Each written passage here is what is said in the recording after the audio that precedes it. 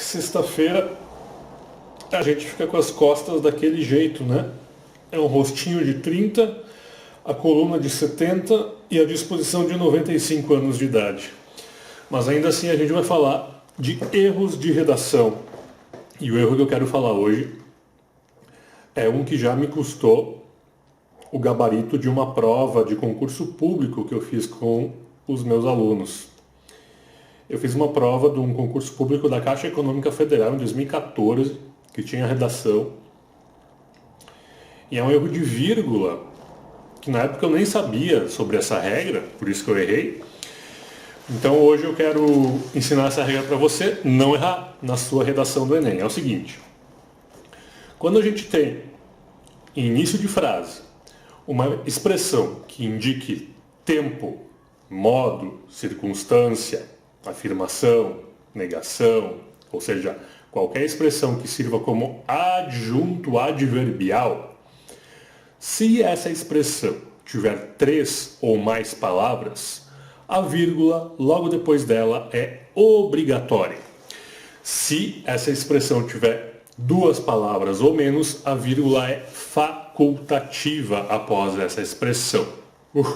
Meio abstrato esse negócio, né? Vamos olhar alguns exemplos. Se eu disser assim: cada vez mais o mundo tem sofrido mudanças as quais não podemos controlar. Olha como é que eu começo essa frase. Eu começo com um cada vez mais. Esse cada vez mais nada mais é do que uma expressão que indica tempo, né? Porque, na verdade, ela indica tempo e intensidade ao mesmo tempo, né?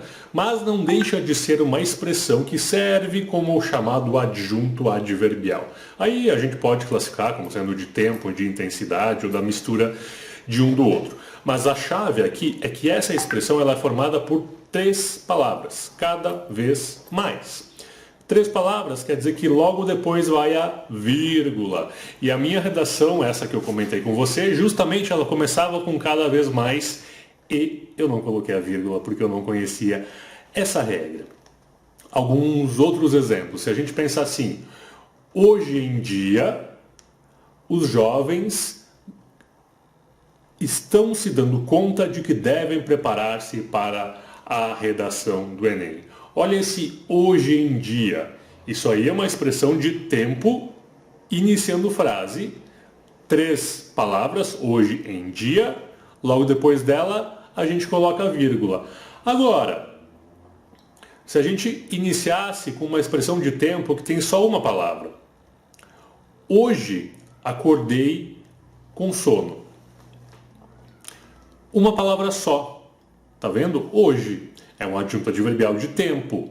Porém, a vírgula logo depois dele é facultativa, porque é uma palavra, né? Eu posso colocar com ou sem e vai estar certo. Isso serve também, se você é um ser mais evoluído e consegue entender o que é uma oração subordinada adverbial, serve também se eu tiver uma oração que funciona como um advérbio em início de frase. Por exemplo, na frase seguinte: ao analisarmos uma mensagem, é importante observar o contexto. Veja só, esse trecho, ao analisarmos uma mensagem, ele tem uma ideia de tempo contida dentro dele. Porque a gente poderia, inclusive, trocar para algo assim: quando analisamos uma mensagem, é importante observar o contexto. Óbvio, essa expressão, essa oração, que é uma oração subordinada adverbial de tempo, ela tem mais de 3 palavras. Logo, a vírgula logo depois dela é obrigatória.